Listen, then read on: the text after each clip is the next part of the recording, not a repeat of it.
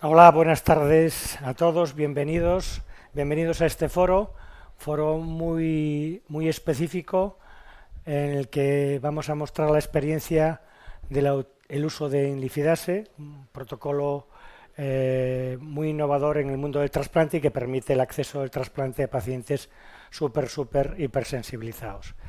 La primera parte, pues voy a presentar a Esther Mancebo, del Hospital 12 de Octubre, que mostrará la experiencia inicial desde el punto de vista inmunológico, y posteriormente el doctor Amado Andrés, por todos conocidos y sobre todo por los que estamos aquí, que va a presentar su experiencia.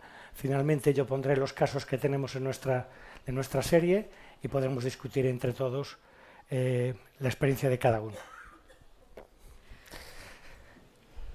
Bueno, pues en primer lugar quería dar las gracias a Hansa por la organización de este foro en el que vamos a hablar de la desensibilización con ilifidasa. Bueno, ilifidasa es una enzima degradadora de la inmunoglobulina G que la corta por su parte media, separa el FAB, que es la parte que reconoce el antígeno del FC, por lo tanto esta inmunoglobulina no va a hacer funcionar, aunque este FAB puede quedar pegado sobre el antígeno, bloqueando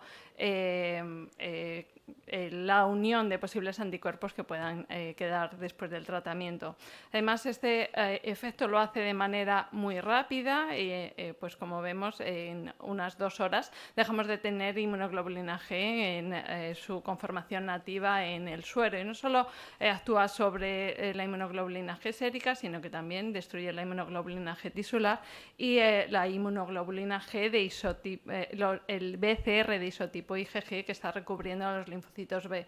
Este efecto tan rápido nos permite utilizarla cuando tenemos ya el órgano disponible y en unas 4 horas podemos proceder al trasplante. Además, pues tiene como ventaja, pues bueno, ya hemos dicho, rapidez, efectividad y su actuación sobre el BCR que atenúa la respuesta B de memoria en los primeros días post-trasplante. En España, Ilifidasa está autorizada para el trasplante renal de pacientes hipersensibilizados que tienen prueba cruzada pretrasplante positiva frente a un donante cadáver disponible. Y bueno, su uso tiene que reservarse para pacientes que están altamente sensibilizados con muy pocas o nulas posibilidades de acceso al trasplante sin este fármaco. Y estos, pues como todos sabemos, son los pacientes en el contexto del trasplante renal, aquellos que tienen un PRA virtual del 100%. Además, establece que los pacientes tienen que haber pasado por un programa de priorización, PATI o el programa andaluz o por cualquier programa de priorización y haber pasado más de 2 años en esta priorización. En 2024 se aprobó por la Comisión de Trasplantes del Consejo Interterritorial la Guía Española para el trasplante renal en estos pacientes en presencia de DSA. El objetivo que tuvimos para escribir esta guía es sobre todo garantizar la equidad en el acceso al trasplante de estos pacientes altamente sensibilizados, y yo creo que ese objetivo en parte está conseguido, ya que bueno, pues yo creo que la mayor parte de los centros ahora en España ya consideran esta opción de trasplante con DSA. Y bueno, también incluir el uso de Inlifidasa. Bien, pues en esta guía pues establece pues este acceso al trasplante se basa pues en 3 pilares fundamentales. Uno son, como no, los programas de priorización, que tenemos el programa PATI y también programas regionales, y abordar el trasplante con DSA preformados con la puesta a punto de estrategias de delisting y el apoyo de la desensibilización. Bien, ¿qué es el delisting? Pues no es más que pasar antígenos HLA prohibidos al listado de antígenos permitidos, disminuyendo las restricciones de acceso al trasplante y considerando que no todos los DSA son igualmente deleterios. Y para saber cuáles delistar y cuáles no, pues tenemos que hacer una caracterización muy precisa de los anticuerpos anti-HLA, pues apoyándonos en el estudio single antigen, pero también pues podemos aportar nuevos estudios como estudio en suero diluido o estudios de anticuerpos fijadores de complemento, o incluso tratar de predecir el resultado de las pruebas cruzadas celulares con paneles de células, tanto por CDC como por citometría de flujo, e incluso definir qué cutoff de MFI puede ser predictor de una prueba cruzada por citometría de flujo positivo. El delisting, pues sí, siempre decimos que tiene que ser gradual, el mínimo posible para poder permitir el acceso al trasplante, pero bueno, pues tenemos que conseguir finalmente nuestro objetivo, que es el trasplante. Comenzaremos con delisting de bajo riesgo, siempre que sea posible, con anticuerpos de baja MFI, que puede ser un poquito más alta para aquellos alelos de menor expresión, siempre evitando el delisting de anticuerpos que sean fijadores de complemento, porque bueno, pues claramente tienen un impacto en la supervivencia del injerto, o aquellos anticuerpos que estén dirigidos frente a un EPLET concreto o que sean DSAs frente a donantes previos o que tengan MFI mucho más elevada en determinaciones históricas o bueno, pues que sean anticuerpos frente a HLA-DQ en la medida de lo posible. Yo también trato de evitar su delisting porque son especialmente persistentes en el post-trasplante. Y si el delisting de bajo riesgo no es suficiente, pues tenemos que levantar un poquito más la mano y pasar al delisting de alto riesgo, y aquí es para decidir qué anticuerpos o no delistamos es importante pues apoyarnos en estos estudios de dilución, puesto que se ha demostrado que si tenemos un anticuerpo de alta MFI, si responde bien a este estudio de dilución y baja su MFI tras él, pues va a tener una buena respuesta al tratamiento desensibilizador.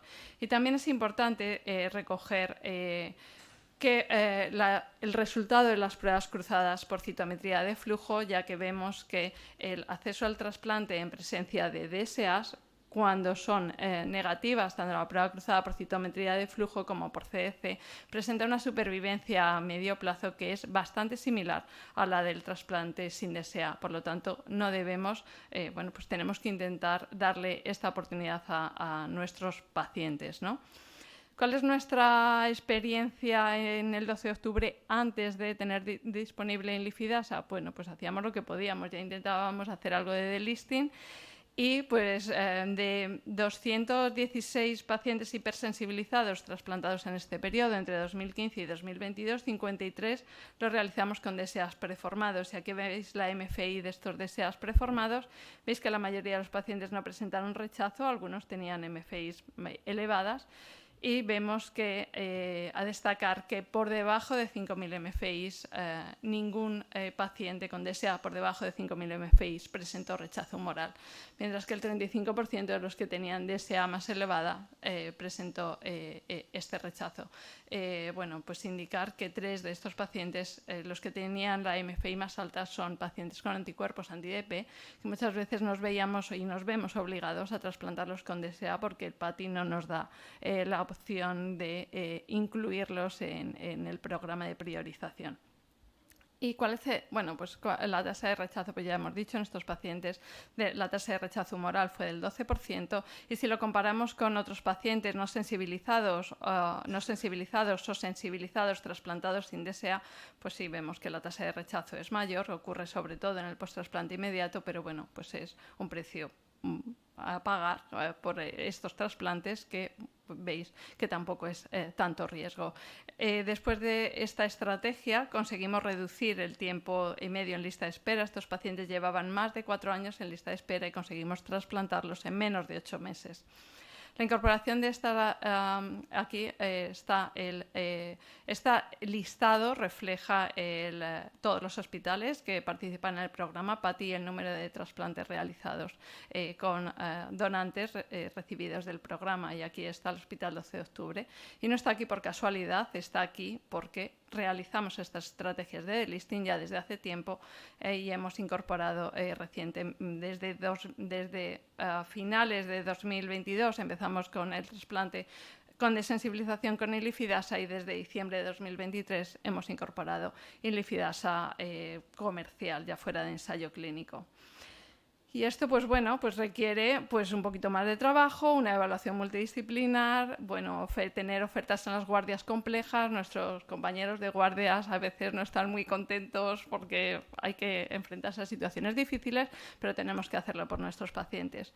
Todos estos trasplantes en PATI, ¿cómo han ido? Pues recientemente he recogido la experiencia de nuestros receptores trasplantados en PATI y he tratado de compararlos con un grupo control, una corte control concurrente del mismo tamaño, y a pesar de que, claro está, por definición, nuestros pacientes trasplantados en PATI tienen muchísimo más riesgo inmunológico, llevan más tiempo en diálisis, el 80% tienen trasplantes previos, algunos terceros y cuartos trasplantes tienen mayor tiempo de isquemia fría por el viaje del órgano. Por supuesto, no hay donantes vivos, tienen el 32% de SA preformados y el 18% recibe desensibilización peritrasplante y, bueno, pues en este tiempo ya habíamos trasplantado 2 pacientes con ilifidasa que están aquí incluidos.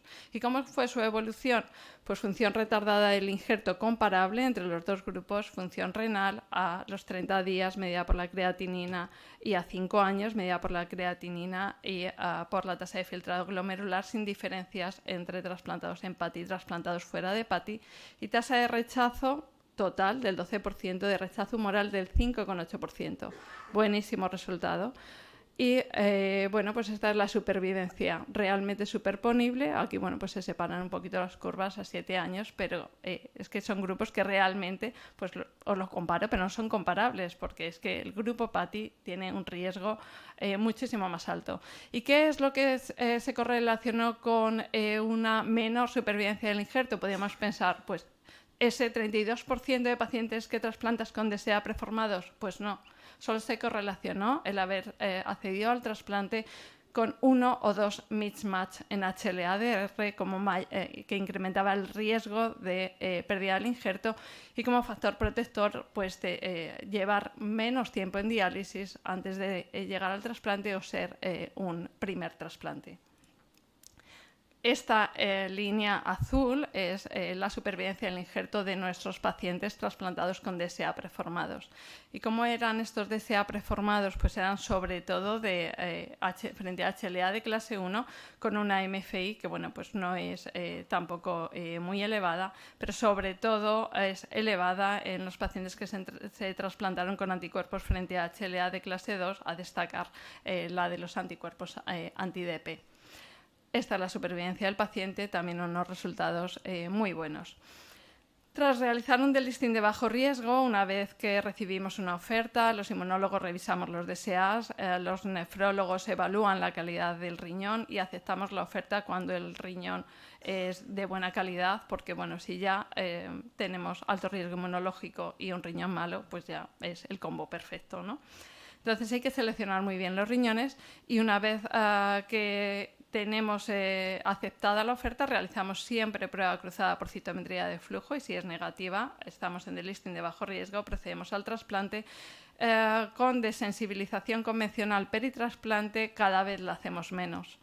Nosotros ahora lo que solemos hacer en la gran mayoría de los pacientes es esperar al 4º o 5º día post-trasplante, repetir los DSAs y solo hacer desensibilización peritrasplante si el DSA persiste, porque aproximadamente en el 50% de los casos de los pacientes trasplantados con delisting de bajo riesgo el DSA desaparece y eso tiene una correlación perfecta con la buena evolución del injerto.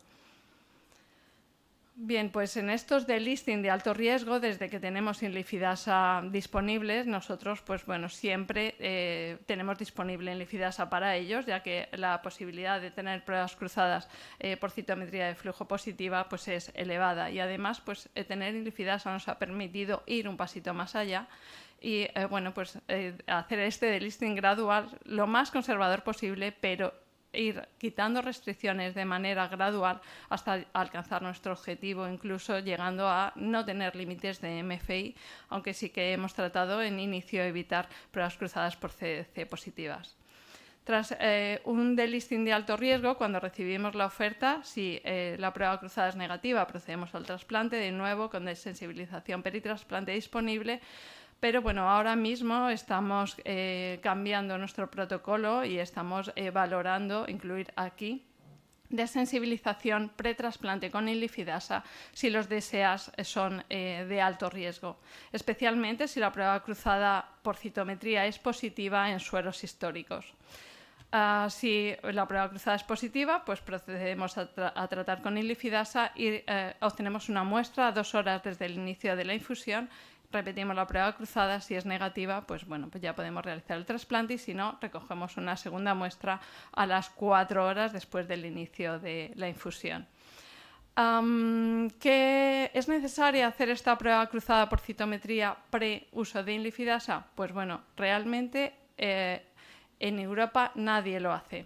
Estos son todos los protocolos europeos que hay publicados, el francés, el belga, el del Reino Unido y el consenso. Y veis que pre-inlifidasa todos son tratados con inlifidasa si tienen una prueba cruzada virtual positiva por encima de 6.000 MFI o con un cutoff de MFI que prediga que la prueba cruzada por citometría de flujo va a ser positiva según el LOCI, porque vemos que no es lo mismo tener anticuerpos frente a HLA-A que frente a HLA-B que frente a HLA-DR, y estos cutoff pueden variar. Eso sí, después de tratar con inlifidasa, antes de proceder al trasplante, la prueba cruzada por CDC tiene que ser siempre negativa. Salvo en el Reino Unido, que puede ser también acceder al trasplante si se demuestra que el single antigen es negativo. Y bueno, pues este es nuestro protocolo actual. Siempre que tenemos un paciente con un PRAD virtual de 100%, nada más incluirlo en PATI, ya va con delisting de bajo riesgo. Tratamos de bajar su PRAD virtual hasta justo un 99,51%, hasta justo dejarlo con un PRAD del 100% en PATI, de tal manera que el número de donantes que requiera va a ser muchísimo menor. Y bueno, pues si no conseguimos trasplantarlo en 2 años, pasamos a delisting de alto riesgo. Del total de 300 pacientes incluidos en PATI de junio de 2015 a junio de 2025, pues vemos aquí cómo ha sido su acceso al trasplante. En azul los pacientes con PRA virtual del 98-99%, en rojo los del PRA virtual del 100%. Y aquí vemos rayados aquellos que accedían al trasplante. Muchos pacientes incluidos en PATI cada año esto va primer año, segundo hasta 10º año de estancia en PATI. Y muy pocos pacientes acceden al trasplante, y así en 2020, justo después del COVID, vimos que teníamos muchos pacientes aquí todavía sin trasplantarse, muchos pacientes que habían sido incluidos en 2015 que permanecían en 2020 y no se habían trasplantado, y bueno, pues empezamos con una estrategia de delisting definida. Bueno, pues esto mejoró el acceso al trasplante de nuestros pacientes, pero la clara mejoría la vimos cuando incorporamos inlifidasa, y aquí veis claramente el acceso al trasplante. Esto, pues podemos decir que tenemos una era pre-delisting en la que conseguimos trasplantar solamente al 20% de los pacientes con un PRA del 100%, y una era post-delisting en la que conseguimos trasplantar al 65% de los pacientes con PRA del 100%, un total de 19 trasplantados en 5 años frente a 60 trasplantados, el 83% tras aplicar estrategias de delisting. Y aquí vemos las curvas de acceso, y aquí vemos cómo este delisting de bajo riesgo que aplicamos durante los 2 primeros años no establece una clara diferencia entre pre-delisting y post-delisting. La clara diferencia la tenemos cuando después de estos 2 años realizamos un delisting de alto riesgo. Y pues aquí lo veis. ¿Qué pacientes nos quedan por trasplantar? Pues tenemos pacientes que se niegan a trasplantarse con DSA. Bueno, es su decisión y tenemos que respetarla. Y tenemos también pacientes con contraindicación al trasplante con DSA de alto riesgo, porque no podrían soportar esta alta inmunosupresión. Y esto no solo son resultados de nuestro grupo, sino que también son resultados de la corte multicéntrica. Cuando empezamos el ensayo clínico con inlifidasa, el Clínic de Barcelona, el Vall d'Hebron, el Hospital de Mar y el Hospital 12 de Octubre, incluimos 38 pacientes en el ensayo clínico, y en un periodo de 15 meses el 62% consiguieron un trasplante. 30 pacientes trasplantados, 12 de ellos con prueba cruzada positiva tratados con inlifidasa, cuyos resultados nos pueden compartir porque forman parte del ensayo clínico, y 18 trasplantados sin inlifidasa. Y bueno, ¿cuáles son los resultados? Pues se trasplantaron con DSA. De estos 18 pacientes con prueba cruzada negativa, se trasplantaron con DSA preformados. La gran mayoría tenían DSAs de alta MFI.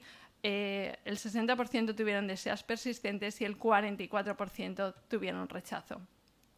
Como factor de riesgo de rechazo, pues encontramos que era un factor de riesgo tener anticuerpos DSA frente a HLA-A en combinación, especialmente en combinación con DSA frente a ADR o DQ. Y además, pues bueno, tuvimos este aprendizaje que tenemos que tener el cuidado con los DSAs históricos, ya que 5 de los 7 pacientes que presentaron rechazo tenían DSAs históricos de muy elevada MFI y 3 de ellos incluso tenían prueba cruzada por citometría de flujo positiva en muestras históricas. Por lo tanto, si el DSA es de alto riesgo, tenemos que valorar, tratar con ilifidasa, especialmente si la prueba cruzada es positiva en suero histórico. Y bueno, pues ahora doy paso al doctor Amado Andrés, que nos va a contar el delisting de alto riesgo, la experiencia particular del 12 de octubre. Muchas gracias, Esther. Bueno, buenas tardes. Voy a seguir con la charla y un poco la experiencia nuestra. Entonces, en el delisting de alto riesgo y ya disponiendo de indifilasa de 2022 por el ensayo europeo multicéntrico y comercial de 2023, se han realizado en 24 pacientes un delisting de alto riesgo porque presentaban un PRA virtual al 100%, ¿no? Este delisting de alto riesgo se realizó para dejar a los pacientes con un PRA del 98% y el resultado fue que 20 de los 24 se trasplantaron, es decir, se han logrado trasplantar más del 80% de los pacientes. Estos pacientes llevaban en diálisis 10 años como media y en lista de espera alrededor de casi 5 años. Y se trasplantaron después de hacer este delisting, veis la gran diferencia, que se trasplantaron en simplemente 175 días cuando se realizó esta estrategia, es decir, se logró trasplantar. Tengo que decir en este momento que, claro, uno va asumiendo riesgo, es decir, que el objetivo del trasplante en estos pacientes es aumentar la supervivencia del enfermo, no es realmente el resultado.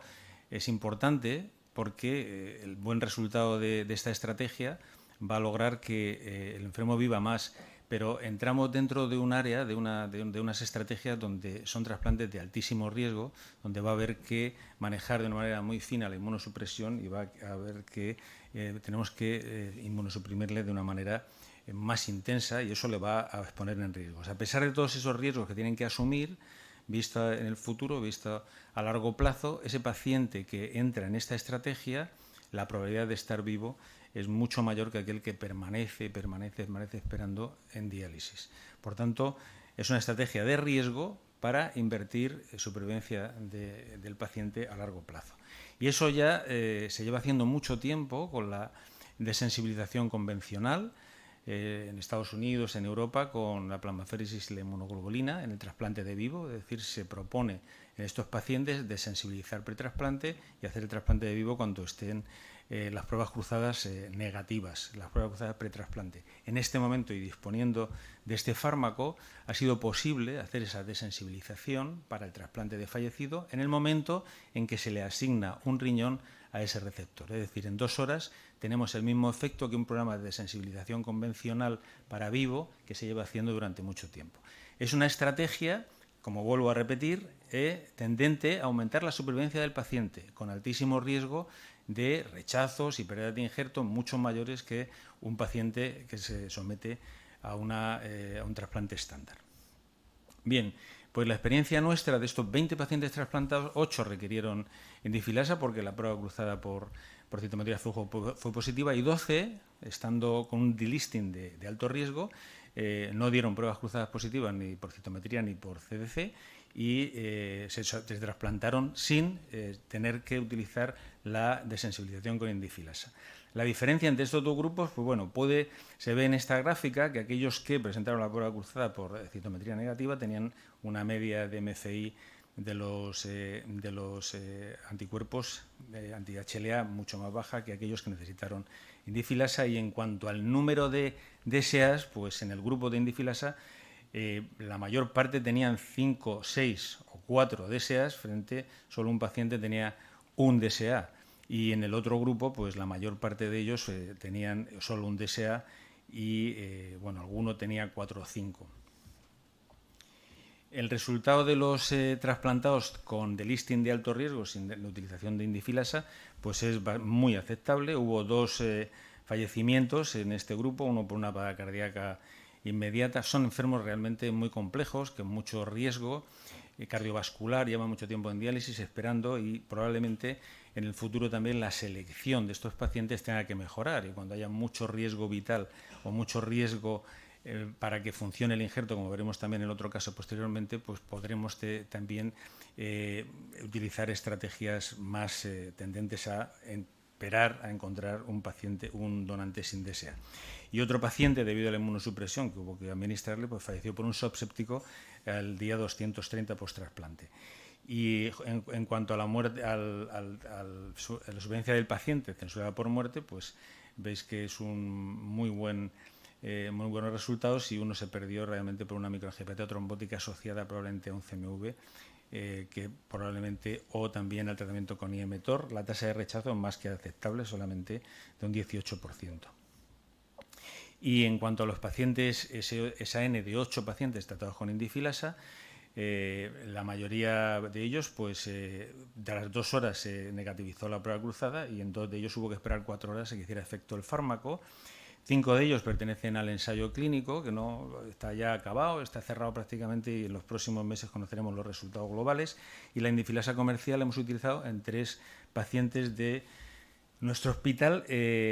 Una de ellas, fijaos también que ha tenido no función primaria, lleva como 3 meses de trasplante y aún no ha recuperado la función, porque tenía una patología que los nefrólogos conocemos bastante bien y que se asocia mucho a prolongados tiempos en diálisis, que es la hipotensión crónica en diálisis. Son pacientes que, siendo hipertensos previamente, se desarrollan una hipotensión marcadísima, con sistólicas de 7, 8 y 9, perfectamente toleradas por ellos, pero que a la hora de trasplantarlos son un factor de riesgo para la recuperación de la función renal, y en este momento esta paciente se encuentra en estas circunstancias.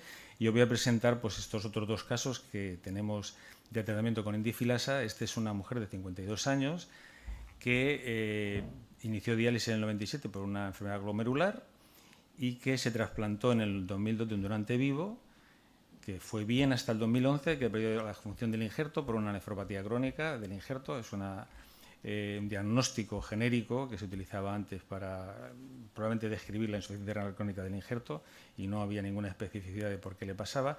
Y saliendo de este trasplante desarrolló un anticuerpos anti-HLA con un PRA del 100%, se le incluyó en el programa PATI. Llevaba 5 años en el programa PATI y no tenía ningún cruce, y se decidió hacer un delisting de bajo riesgo, pero que tampoco llevó muy allá, porque haciéndolo de bajo riesgo y quitando los DSAs, o sea, los anticuerpos que tenían menos de 5.000, en realidad los que tenían no fijaban complemento, se volvía a quedar en el 100%, y no fue muy efectivo, fue muy insuficiente. Y en el 2024, es decir, 4 años después de estar con el delisting de bajo riesgo, se decidió hacer un delisting de alto riesgo, que incluía, como veis, anticuerpos que tuvieran menos de 20.000 de MFI, y de esa manera se quedó con el 97%, es decir, tenía el acceso al 3% de los donantes, que ya sabíamos que iba a tener anticuerpos anti-HLA, donante específico para bastantes especificidades, ¿no? Y poco después de hacer este delisting, estando para el 3%, le salió un donante, por cierto, excepcional, de 24 años, pero que tenía 6 DSAs. Mirar qué MFIs tenía, qué intensidad. Si lo sumáis, pues da una cifra estratosférica, y probablemente que ponga los pelos de punta a más de un equipo a la hora de hacer este trasplante. La prueba cruzada por citometría fue positiva y se revirtió después de 2 horas. La prueba cruzada por CDC también fue positiva, pero nosotros siempre llevamos tenemos la precaución de poner el DTT para romper la IgM, y eso negativizó la prueba, es decir, que por lo menos íbamos pensando que la prueba cruzada por CDC en este caso iba a ser negativa.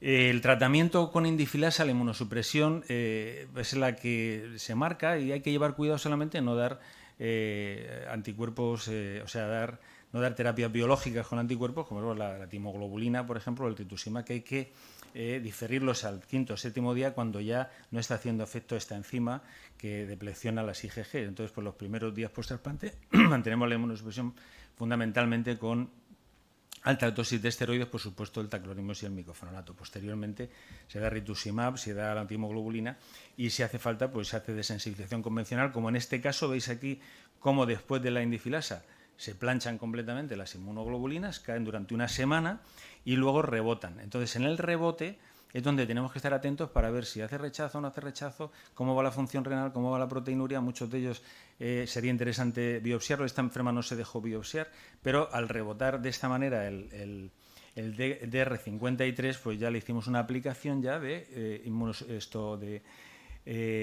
sensibilización convencional con plasmaféresis e inmunoglobulina, porque ya sabéis que la indifilasa no se puede dar más que una vez porque se forman anticuerpos antiindifilasa y ya no es efectiva. Entonces, con esta terapia de sensibilización, pues bajaron todos los anticuerpos, excepto este DR53, que ha quedado persistente en esta paciente que, como insisto, se niega a biopsiarse porque tiene 1,1 de creatinina y una cociente albúmina creatinina de 26, es decir, que está excepcionalmente bien.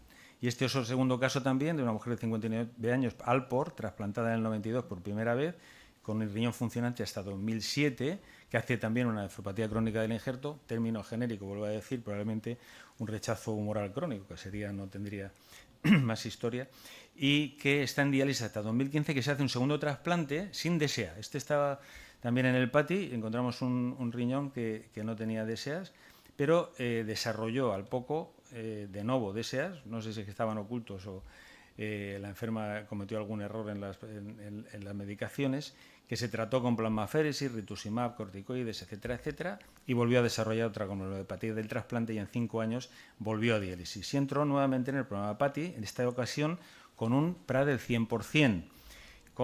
Si se hacía un PRA con el C1Q positivo era el 98%, pero tenía un PRA del 100%. Volvimos a intentar en clase 1 hacer un delisting conservador, bajando de 5.000, que quedaba con el PRA del 100%, y si lo hacíamos en clase 2 podíamos llegar a un 9,97, es decir, poco íbamos a sacar de aquí, a no ser que tuviera un golpe de suerte, que algunos lo tienen, algunos del 100%, ya sabéis que también hay una probabilidad de que se puedan trasplantar, y hay gente que tiene un golpe de suerte, encuentra a alguien que es muy parecido a él y consigue trasplantarse sin DSA, estando en ese estatus de PRA virtual del 100%. Esta no lo logró. Era insuficiente, 0 cruces, 4 ofertas en 4 años, muy poca posibilidad de trasplantarse, y en febrero del 25, ya disponiendo de indifilasa, se hizo un delisting de alto riesgo permitiendo de más de 15.000, o sea, anticuerpos anti-HLA con más de 15.000, y en poco tiempo, ya esto fue como en febrero, y en octubre se obtuvo otro donante. Este no era tan bueno, pero bueno, luego la verdad es que resultó en este donante, varón de 62 años, era ya mujer, 5 DSAs, miraros los MSFI, si hacemos un sumatorio, pues es brutal la cifra, no sé exactamente, marea el sumatorio del MFI de los 5 DSAs. Después de 2 horas dio, por supuesto, la prueba cruzada positiva por citometría, negativa por CDC, que se revirtió a las 2 horas con indifilasa, y como veis aquí, esta paciente también tuvo el valle de las inmunoglobulinas y hubo un repunte, o sea, una reconstitución de esos DSAs. No se pudo biopsiar porque era tan compleja la enferma que tuvo problemas quirúrgicos importantes. Hubo que poner un bypass para poner el riñón. Fijaos, es que estamos en un contexto de alto riesgo quirúrgico y de alto riesgo inmunológico, de alto riesgo médico en general, ¿no? Entonces hubo un sangrado, inestabilidad. ¿Y qué hacemos cuando los DSA vuelven a subir? Pues le hacemos un tratamiento de desensibilización, esta vez convencional.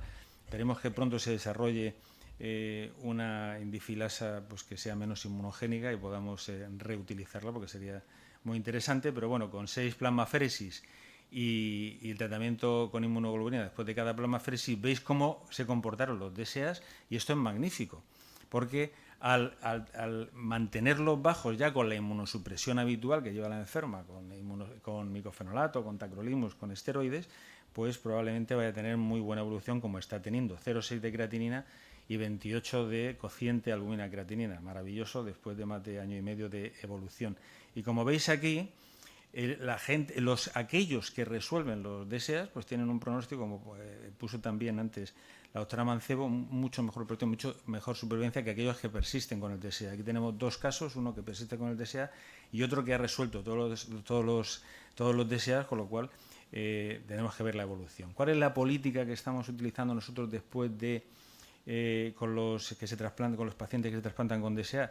Pues la verdad, la desensibilización post-trasplante no la estamos ya haciendo. Hacemos una monitorización, como veis aquí, de los DSA, los anticuerpos anti-HLA, los single, y si hay repuntes, pues entonces valoramos según la situación clínica hacer una biopsia o tratarle directamente para desensibilizar de forma convencional. Quiero hacer un comentario porque, a ver, muchos grupos actualmente trasplantan con DSA y lo que hacen es que inmediatamente después del trasplante empiezan con la plasmaféresis, la inmunoglobulina, el rituximab y todo eso. Entonces, yo creo que hay una reflexión importante. Si uno piensa que con el DSA que está trasplantando, que por supuesto ha dado negativa la prueba cruzada por citometría y por CDC, va a ser deleterio para el paciente, plantearnos en un futuro próximo, o como ya comentamos en otros grupos lo están haciendo en Europa, el de sensibilizar directamente ya con indifilasa a estos pacientes independientemente, o sea, directamente cuando llegan tiene pues un DP de 15.000, de 16.000, que tú crees que va a ser deleterio para el trasplante y que, bueno, que enseguida que ese trasplante, si da la prueba cruzada negativa, vas a empezar a hacer todo ese manejo de desensibilización convencional, más luego rituximab. Es probablemente más práctico y probablemente más seguro y más efectivo el utilizar la desensibilización pretrasplante, que nos va a dar una semana entera libre de DSA con tranquilidad y ver luego la evolución de este anticuerpo, y si vuelve a subir, como hemos visto en estos dos casos, probablemente ahí donde podemos ya introducir nuevamente la desensibilización convencional. Es algo que creo que tenemos que plantearnos un poco las estrategias y en los documentos de consenso que tenemos en este país. Por tanto, ya como conclusión, el paciente hiperinmunizado necesita una priorización para poder trasplantarse, es decir, programas de intercambio renal donde lo ideal es que encuentre un donante sin DSA. Si tiene un PRA del 100%, pues tenemos que hacer delisting de bajo riesgo, y si conseguimos gradualmente asumiendo más riesgos, y si conseguimos un donante, pues trasplantarle, y que es una política realmente que se ha visto efectiva. Y si no se consiguen donantes, tenemos que ir al de alto riesgo, que tiene que ir unido de la mano necesariamente de un programa de sensibilización en fallecido con indifilasa, porque es el fármaco que te permite desensibilizar en un momento y poner en situación adecuada para el trasplante a estos pacientes, ¿no?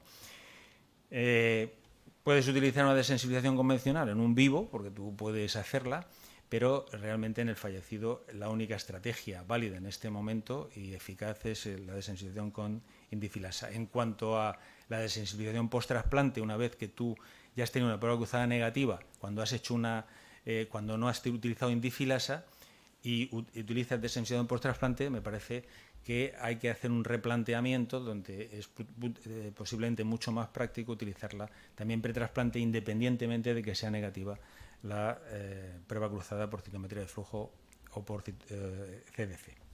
Y esto es todo lo que quería contar.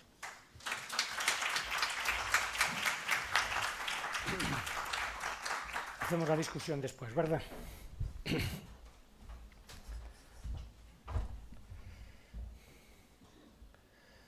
Bueno, buenas tardes y bienvenidos a esta sesión. A continuación voy a presentar la experiencia con Inlifidase. Llevamos unos cuantos años esperando poder iniciar el tratamiento con Inlifidase, pero fue hace solo seis meses donde pudimos emplear en el primer paciente.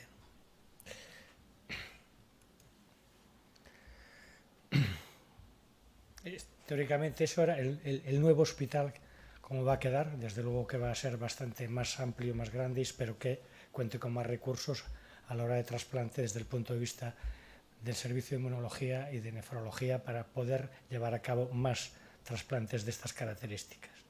Bueno, fundamentalmente las opciones que tenemos para trasplantar a un paciente altamente sensibilizado depende si utilizamos donante vivo o donante fallecido.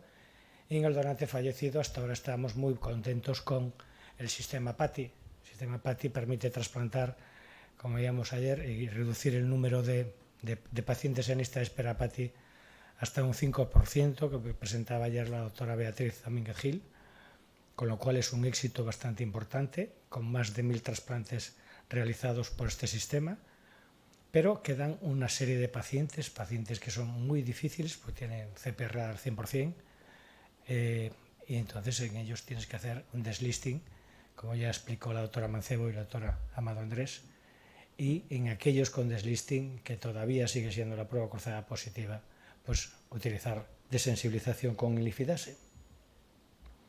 Bueno, estos son los resultados del estudio PATI, publicados hace un par de años, en lo que mostraba una excelente supervivencia del paciente, supervivencia del injerto, con una tasa de rechazo agudo mediado por anticuerpos aceptable.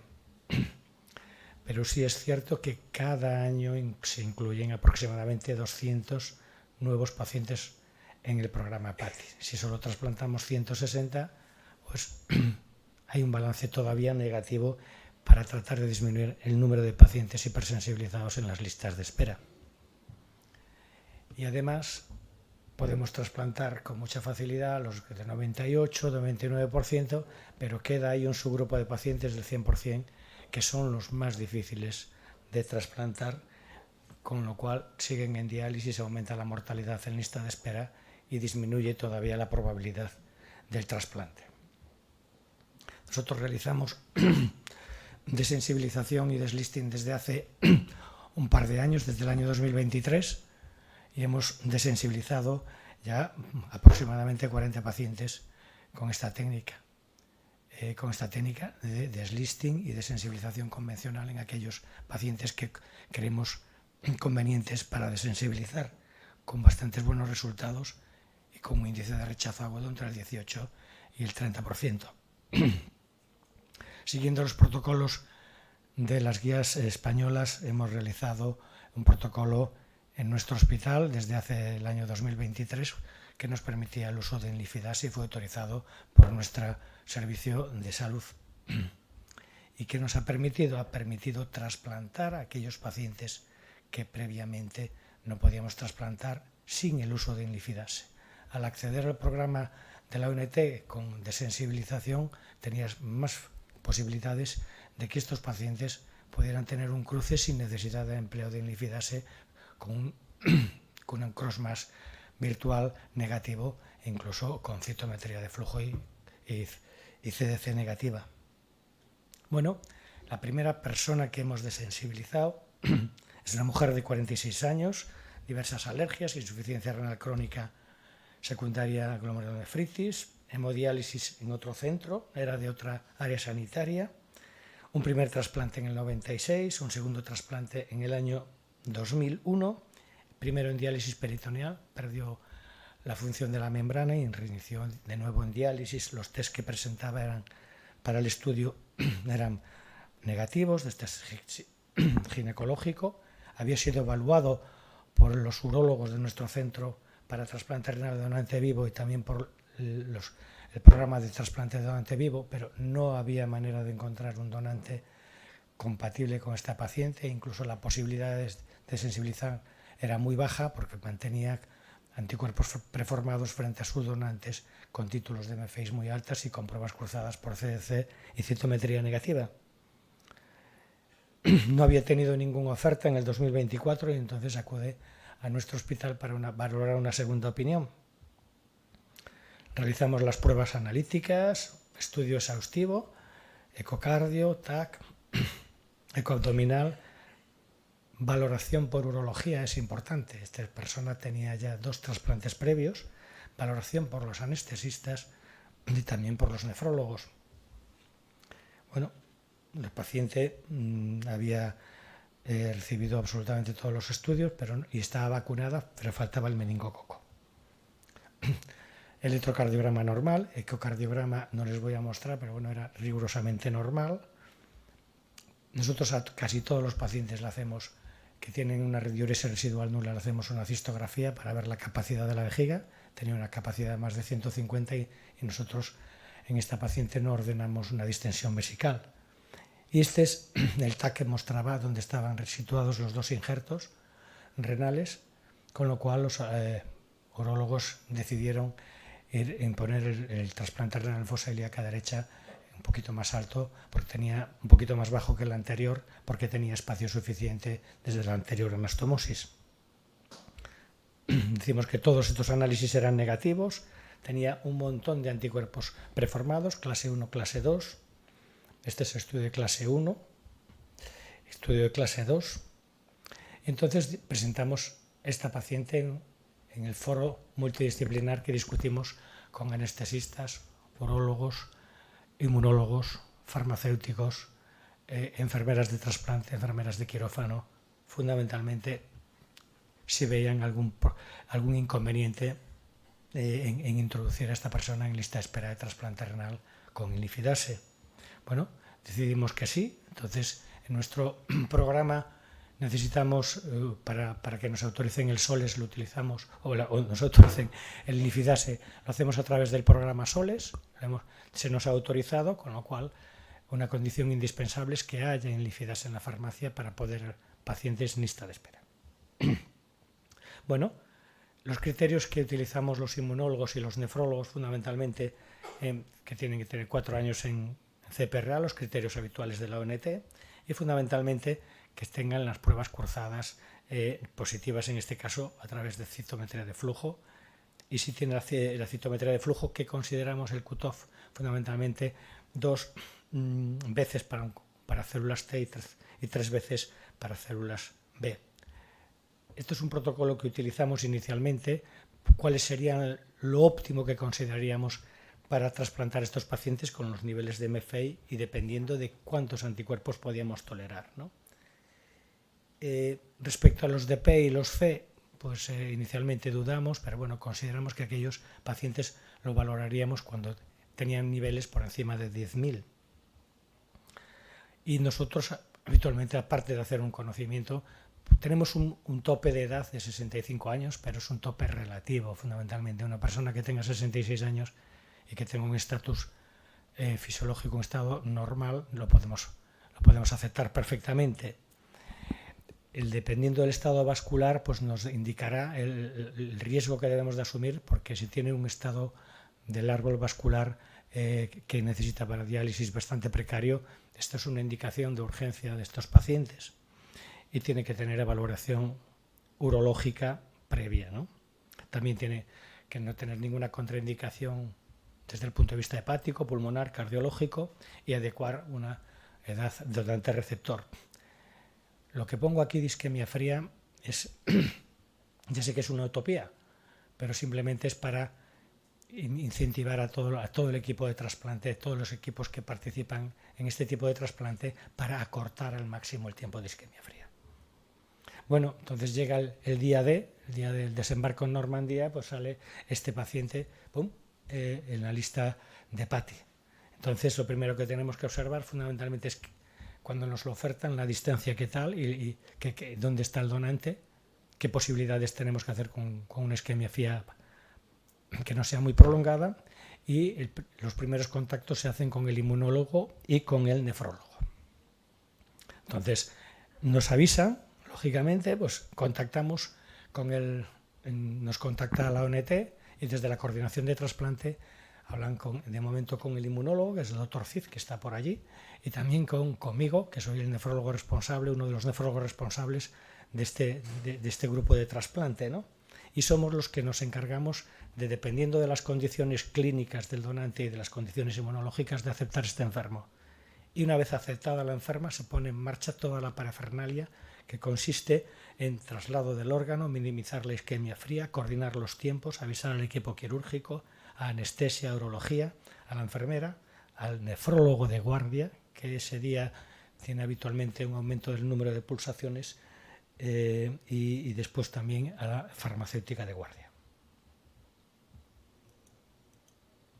Bueno, entonces esta paciente nos lo ofertan y en las condiciones que teníamos era una prueba cruzada por citometría de flujo positiva, una prueba cruzada por CDC positiva. La citometría de flujo, veremos a continuación que tenía más de 5 de cutoff y tenía 3 DSEAs. Un 0,101 con 10.000 más de 10.000 de MFI, con lo cual corresponde a un RIS de 10. Tenía un B08 de 1400, bueno, responde a un RIS de 2, y un 0,7 que tenía 12.800, corresponde también a un RIS de 10. Bueno, desde el punto de vista nefrológico lo habíamos evaluado, el donante era aceptable, con lo cual procedimos a aceptar la donación. ¿De dónde venía el enfermo? De Asturias. Con lo cual la isquemia fría podía estar aquí perfectamente en 5 horas y nos permitía pues ir haciendo todos los estudios. Mientras tanto se llamaba al enfermo y se ponía en Lifidase. La labor del inmunólogo en estos casos es fundamentalmente aceptar el donante conjuntamente con el nefrólogo y realizar las pruebas de citometría y DSAs correspondientes. Seleccionar un segundo receptor. ¿Por qué?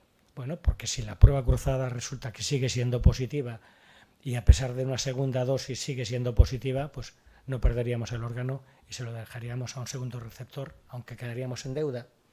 Y realizar las pruebas cruzadas, lógicamente, del resto de los posibles receptores y también monitorizar posteriormente los DSAs de todo este paciente y las pruebas cruzadas.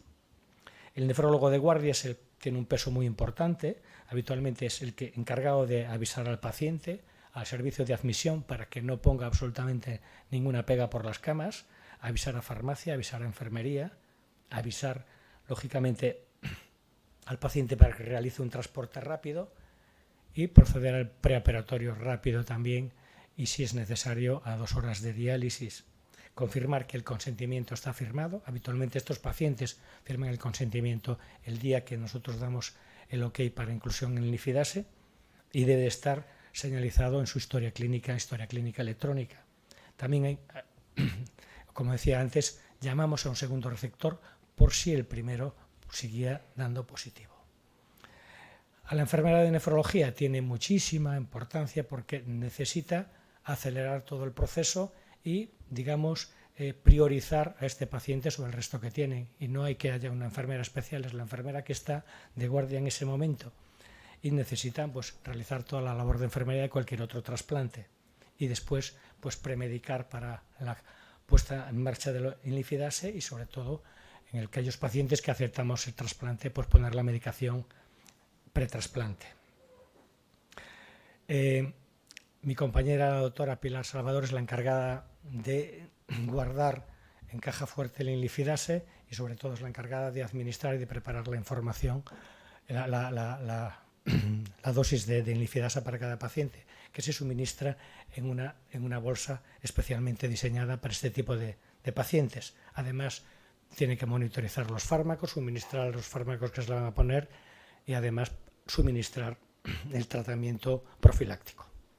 La enfermera de trasplante, pues coordinar fundamentalmente todos los tiempos para disminuir considerablemente el tiempo de isquemia fría y lo mismo el urólogo y el anestesista. Al urólogo se le insiste, por favor, que lo más cuidadoso que sea, también en su cirugía, evitar daños vasculares, reconstrucción adecuada de la vía urinaria y sobre todo seguir evolutivamente al paciente. Al anestesista, que habitualmente pasan 24 o 48 horas en reanimación con una monitorización exhaustiva, pues fundamentalmente colocar los accesos vasculares adecuados, los catéteres por vía central que necesiten y sobre todo realizar un ecodoppler en las primeras 24 horas del paciente. El nefrólogo de guardia comprueba que el cross-match por Lifidase es negativo, o si es positivo se suspende el trasplante, o si es débilmente positivo pues se administra una segunda dosis. En el caso de que no podamos administrar el Lifidase, porque es la prueba cruzada positiva, llamamos a un segundo paciente. Y en el caso de que sea el cross-match negativo, procedemos al trasplante. Este es el protocolo que hacemos habitualmente en nuestro centro, que es administrar 3 bolos de 6-metilprednisolona el primer día, el cuarto día administramos una dosis de eculizumab de 900 miligramos, el quinto día administramos timoglobulina por 4 días consecutivos, el séptimo día primera dosis de rituximab, el noveno día la primera dosis de inmunoglobulinas. Las inmunoglobulinas las dividimos en 2 o 3 días dependiendo de la cantidad de inmunoglobulinas que vayamos a administrar. Hacemos profilaxis inicialmente con cefazolina, con ciprofloxacina durante un mes para evitar las neumonías y las infecciones respiratorias que pueden atribuirse a Lifidase y luego la profilaxis habitual para el CMV y para el neumocistis. A todos ellos les administramos anfotericina inhalada para profilaxis para el Aspergillus. En nuestro hospital hay obras por todos los lados y vuela el Aspergillus que da gusto. Bueno, estas eran las pruebas cruzadas basales. A las 2 horas la prueba prácticamente ya se había negativizado, pero persistía débilmente positiva y a las 4 horas definitivamente fue negativa, con lo cual la paciente entró en quirófano. Estas son las cifras más en términos absolutos, como tenía un cutoff tenía una citometría para linfocitos T de 5,1, de linfocitos B 1,2, y después posteriormente fueron disminuyendo a las 2 horas y a las 4 horas. Bueno, la intervención, bueno, en principio no tenía grandes consecuencias. Se desechó el parche arterial por la extrema longitud de la arteria y se procedieron a las técnicas habituales. El tiempo de isquemia fría fue de 18 horas y he de decir que todo el equipo quirúrgico, el equipo de alto standing, como decimos nosotros entre comillas, participó en la reconstrucción y en el implante de este trasplante. Y entonces, ¿qué pasó después? He de decir y reconocer que hay que tener las coronarias bastante conservadas a la hora de seguir estos pacientes, porque tienen un alto riesgo quirúrgico y el número de complicaciones es más elevada. Es una paciente hipotensa en diálisis, como la que comentaba antes el doctor Amado, y precisó aminas de las primeras 48 horas para intentar elevar la tensión arterial. El injerto era inicialmente no funcionante, precisando diálisis, y permaneció en la unidad de cuidados intensivos de reanimación durante tres primeros días, los 48-36 horas. En ese momento se le hizo en las primeras 24 horas un ecodoppler que mostraba datos rigurosamente normales, salvo un ligero retraso en la vascularización central, pero con un IR de 0,75, que es un valor que nos podemos dar con un canto en los dientes. Bueno, la paciente seguía con un injerto inicialmente funcionante, con lo cual al 7º día le hicimos una biopsia del riñón para descartar que tuviera rechazos mediados por anticuerpos. La biopsia fue rigurosamente normal y no mostraba ningún dato ni de inflamación y el C4b era negativo. Los DSAs eran rigurosamente negativos y fueron rigurosamente negativos y hubo una pequeña elevación, como veremos más a continuación, ya a partir del 7º día. Como no funcionaba, y esto era una agonía para todos, ¿por qué no funciona? Si no tiene DSAs, si no tiene nada, no tiene un rechazo, ¿por qué no funciona? Fuimos directamente a un arterio y hay como os demuestra, hay una estenosis crítica de la arteria renal. Bueno, se procedió a la angioplastia y colocación de un stent, con lo cual empezó a orinar rigurosamente pues al cabo de 2 días y que le permitió salir de diálisis. Pero las complicaciones no vienen nunca solas, vienen acompañadas. Entonces, en el lugar del arterio, la punción del arterial hace un dolor brusco a los 2 días de la arteriografía, aumento del volumen del miembro superior, miembro inferior derecho. Le hicimos un ecodoppler, tenía un pseudoaneurisma de la paciente que fue tratado con inyección intraarterial de trombina con mejoría significativa de manera importante. Pero esto nos motivó con el stent en otro a doble antiagregar a la paciente. Esta es la evolución de los anticuerpos y es decir, al 5º mes tiene el A1 que tenía niveles de 10.000, está ahora mismo en 3.000, el B sigue rigurosamente normal y el C subió hasta 6.000. La diuresis empezó a partir del día 16 y está perfectamente estable. La creatinina en la última determinación era 1,4, aunque aquí es 1,5, es 1,4 la última, y tiene una biopsia renal que es normal. Vamos a hacer una biopsia de protocolo ahora, en el próximo mes, y nada más.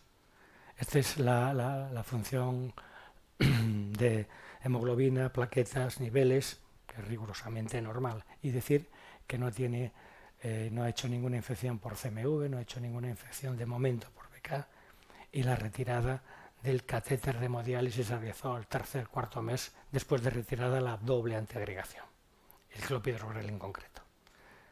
Bueno, esto consideramos un éxito, a pesar de que fue una agonía durante las primeras semanas de evolución.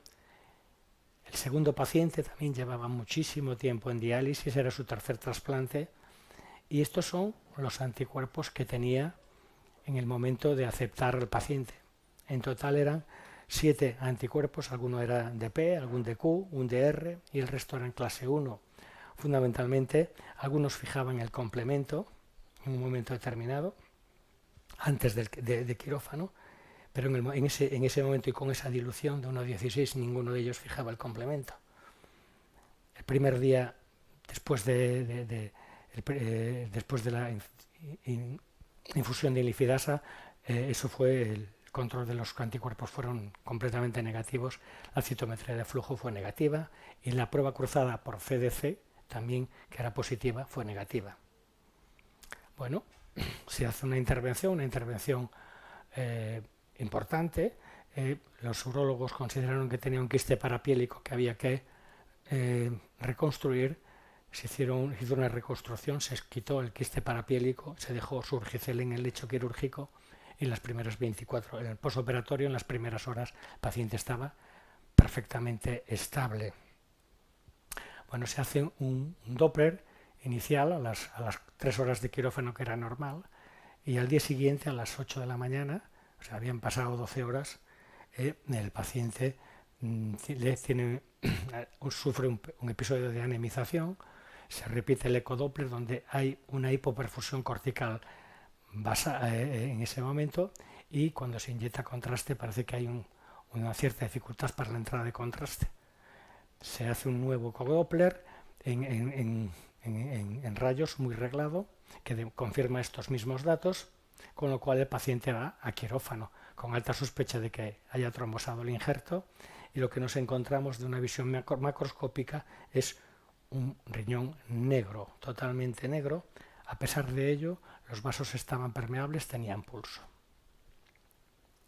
Bueno, se hizo trasplantectomía, el cirujano no dudó en absoluto de la inviabilidad del riñón y entonces se realizó trasplantectomía. Esto es el corte del injerto en el momento que llega al servicio de anatomía patológica y que hay un gran hematoma subcapsular que nace inicialmente desde la zona de la intervención del quiste parapiélico.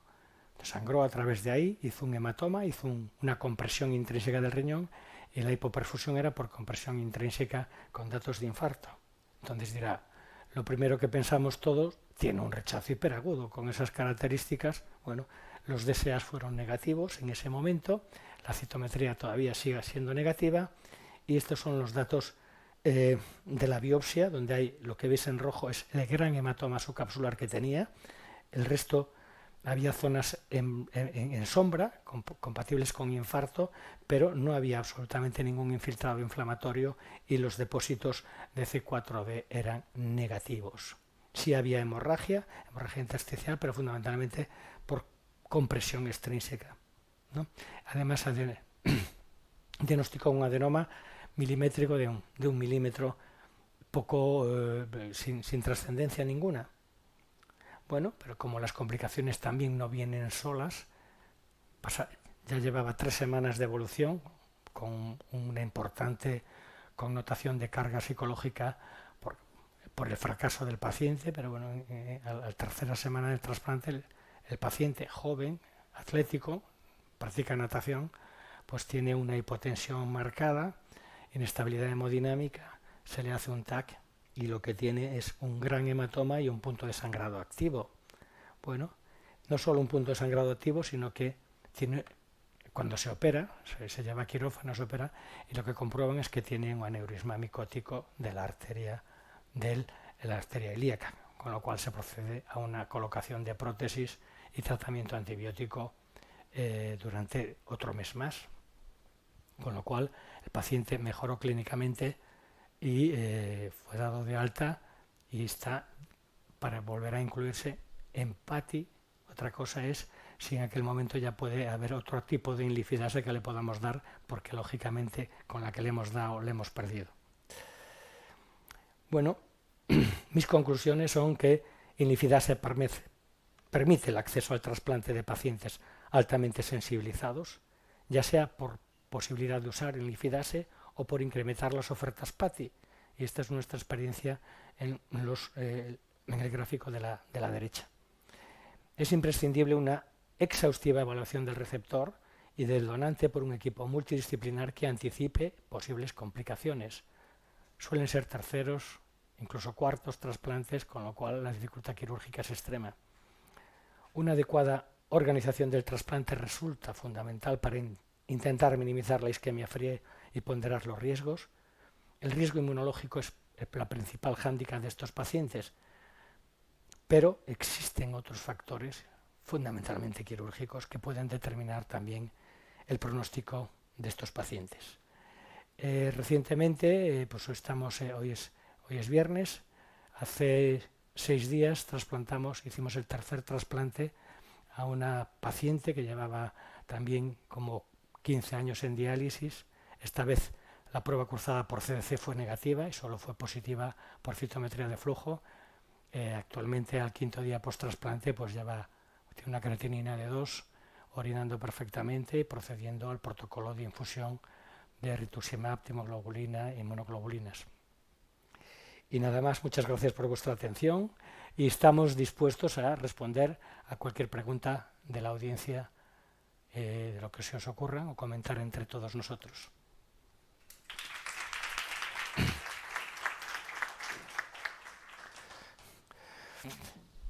Yo le preguntaba a Amado, ¿los vuestros eran también terceros trasplantes en los dos que presentabais ahí? Era uno en segundo y en tercero, pues lógicamente. La otra también, la que está con la hipotensión de una recuperación, también es un segundo. Un segundo. Bueno, nosotros los casos que tuvimos que no necesitamos trasplantar con glifidase fueron 6 casos de este grupo de pacientes.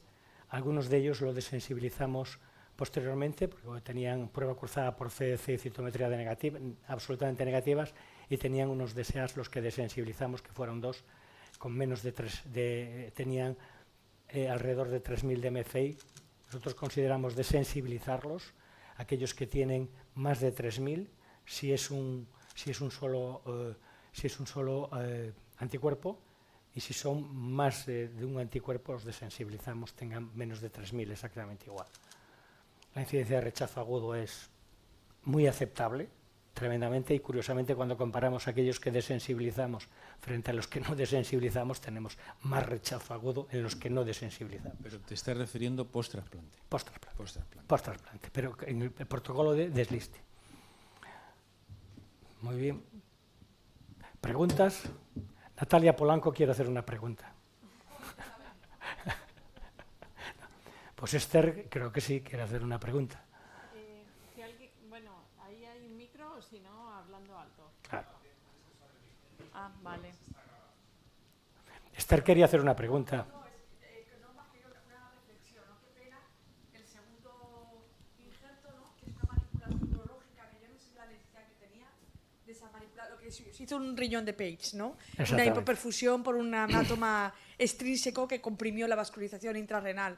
Que luego tenéis una biopsia y es que ese señor, si ya le habéis puesto glifidasa, no sé qué oportunidades va a tener en un futuro.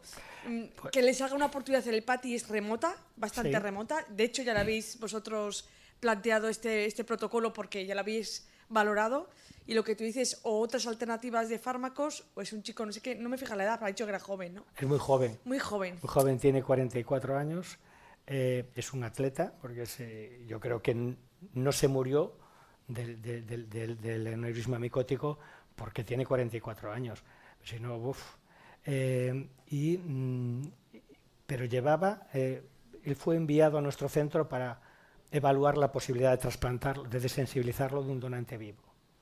Y trajo un montón de donantes, pero no fue posible hacer ninguna incursión con ninguno de ellos porque tenía anticuerpos frente a todos los donantes, amigos, madre incluso, esposa, pero con pruebas cruzadas CC positiva. Idéntico, o no lo puedes trasplantar, no. Claro. Es que es muy complicado. Y luego me ha sorprendido el protocolo de la anfotericina inhalada, porque está fuera pero lo has explicado muy bien, ¿no? Tenéis el riesgo de inhalación de hongos, pues... Sí, nosotros, tenemos desgraciadamente obras por el hospital, es un hospital antiguo, y entonces, pues bueno, viene el fontanero y empieza a aspirar todo lo que sea y salen todos los bicharracos habidos y por haber, y eso ya nos ha causado alguna muerte por aspergilosis en pacientes muy inmunodeprimidos, ¿no? Entonces nosotros a todos estos pacientes, hace unos cuantos años, a todos estos le hacíamos tratamiento con itraconazol. Curiosamente, y no teníamos ningún aspergillus. De hecho, íbamos a participar en un ensayo clínico para ver la incidencia de aspergillus, y cuando yo estoy revisando, dice, pero si no tenemos. Teníamos en años y en años. Y entonces hemos cambiado el protocolo y digamos, pedimos información a los que hacen de pulmón y de corazón, que ellos tenían anfotericina inhalada con profilaxis durante los primeros 2 meses y perfectamente bien, y no tenemos aspergillus. Pero en algunos casos que tú no pones, con la cantidad de obras que hay, pues sí tenemos. De hecho, en algunos casos que presentamos del grupo de no sensibilizados, los que se murieron, uno se murió por una aspergilosis pulmonar. Pero sí es difícil poder trasplantarlo en estos momentos. Gemma.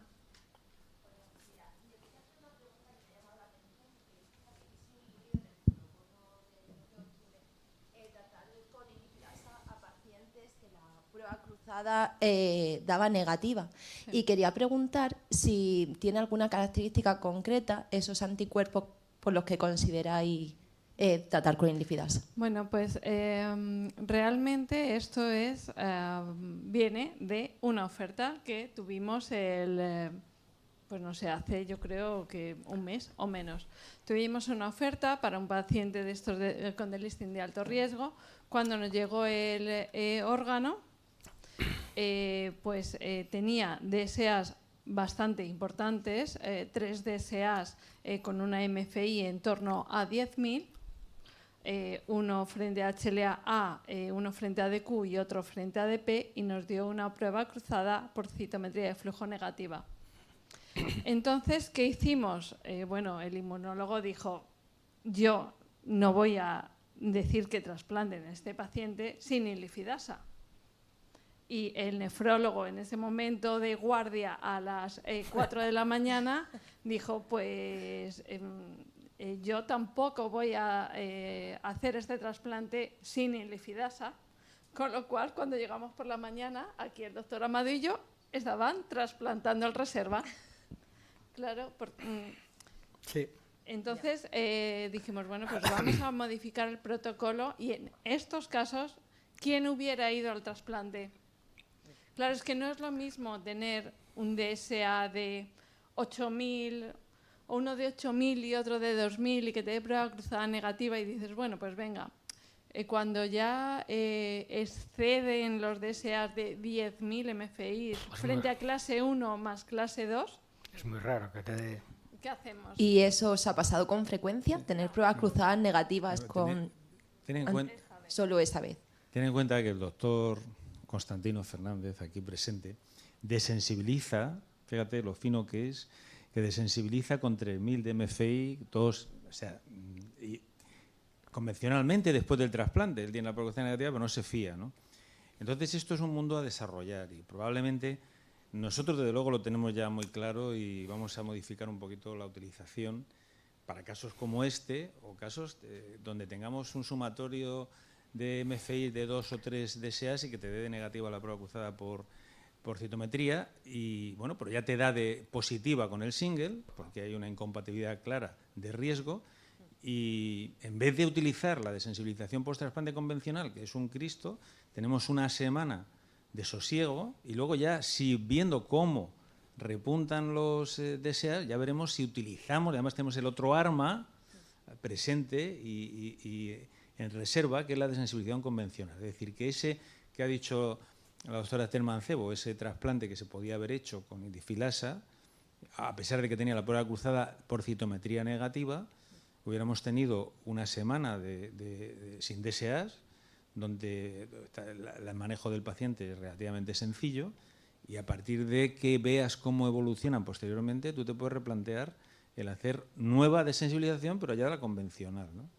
Es decir, que es mucho más racional, porque además, a ver, nosotros somos un poquito vanguardistas en el sentido de no hacer desensibilización cuando trasplantamos con DSA, y simplemente hacemos una monitorización, y en caso de que veamos que suben, entonces sí planteamos desensibilizaciones convencionales, ¿no?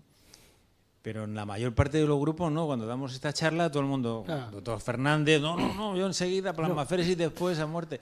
La otra le planteamos, uno que tenía 6.000 y fijaos que algunos de los que se han trasplantado con prueba, o sea, de delisting de alto riesgo, que ha dado la prueba cruzada por citometría de flujo negativa, algunos tenían hasta 2, 3 y algunos 4 DSAs, que el sumatorio era muy alto. Pues en esos, me parece que en alguno de ellos nos quedamos tranquilos y vimos un poco la evolución. Y solo empezamos con la desensibilización si iban hacia arriba o no bajaban. Entonces, si tenéis una prueba cruzada negativa con un DSA, por ejemplo, en 6.000, 5.000, 6.000, que da la prueba cruzada negativa, no hacéis desensibilización peritrasplante, solo monitorizáis para ver si sigue. Efectivamente. Es eso. Hemos hecho, históricamente es que hacíamos, no poníamos ni trasplantes que tuvieran un DSA histórico, fíjate cómo hemos evolucionado. Ya estamos en este otro paso. Pero es que si nos lo planteáramos, yo creo que deberíamos dar indifilasa en vez de desensibilizar post-trasplante. Si en el momento llegamos a alguna conclusión de que esta política de monitorización no es suficiente y que hay que desensibilizar, creo que estos pacientes, como hacen en Europa, hay que desensibilizar con indifilasa, hacer la prueba cruzada ya, el test, y comprobar que ha sido efectivo, que ha pasado por una citometría de flujo, trasplantarle y hacer la monitorización y ver que estás en esa semana libre de anticuerpos. Yo quería explicar por qué esos 3.000 que decimos nosotros, que vamos a hilar fino. Entonces, nosotros hacemos desensibilización en pacientes con donante vivo, aquellos pacientes, y nosotros queremos que cuando se vaya a trasplantar exigimos una prueba cruzada negativa por citometría, por CDC, y además que el título de DSA sea inferior a 1.000. ¿Por qué? Porque cuando son superiores a 1.000 tienen más posibilidad de desarrollar rechazo agudo mediado por anticuerpos. Nosotros, la tasa de rechazo agudo mediado por anticuerpos en pacientes con menos de 1.000 es de un 6,5% en el grupo de trasplante renal donante vivo. Un documento de consenso del 2017 que participaron todos los hospitales del mundo mundial, menos los europeos, creo que de los europeos participó solamente un grupo francés, pues dijeron que aquellos que tenían menos de 3.000, que adelante. Entonces nosotros ni tanto de 1.000 ni tanto de 3.000, y fuimos al 3.000, pero considerando que si hay más de un anticuerpo, aunque sean menos de 2.000, los desensibilizamos. Lo desensibilizamos con la pauta de plasmaféresis, inmunoglobulinas y rituximab. Y en ese grupo tenemos una tasa de rechazo agudo pues inferior, como un 8, entre un 8 y un 15%. No me acuerdo ahora exactamente, pero lo tengo ahí. En cambio, aquellos que no desensibilizamos, que hemos decidido porque tienen menos de 3.000, y que es un anticuerpo, pues esos nos hacen hasta un 25% de rechazo agudo. Con lo cual, y tú dices, jolín, pero si es un DR miserable, pues no. Pues este te hace un rechazo agudo y los otros no. Muchas gracias. Con lo cual, bueno, pues nosotros de momento seguimos este mismo protocolo hasta que el Esther y el doctor Amado Andrés nos digan lo contrario, que pasaremos a ilifidasa. Sí. Bueno, realmente ayer nos presentó la doctora Beatriz Domínguez los datos de PATI y bueno, como principal mensaje dijo que en 2025 se había conseguido el récord absoluto de pacientes trasplantados en PATI. Y yo creo que eso se puede achacar directamente a la implementación del delisting, o sea, ella lo atribuyó más a la inclusión de donantes con asistolia controlada, pero para mí está absolutamente claro, aunque no se puede medir fácilmente porque no hay ningún campo en PATI que permita poner si tú estás haciendo o no un delisting, pero para mí claramente eso es que la mayoría de los grupos se han puesto a hacer delisting y estamos viendo los resultados. No, es claro, la razón es la que dice la doctora Esther Mancebo, simplemente porque no ha aumentado el número de donantes. Tenemos muchos donantes, pero no han aumentado grandemente, simplemente se ha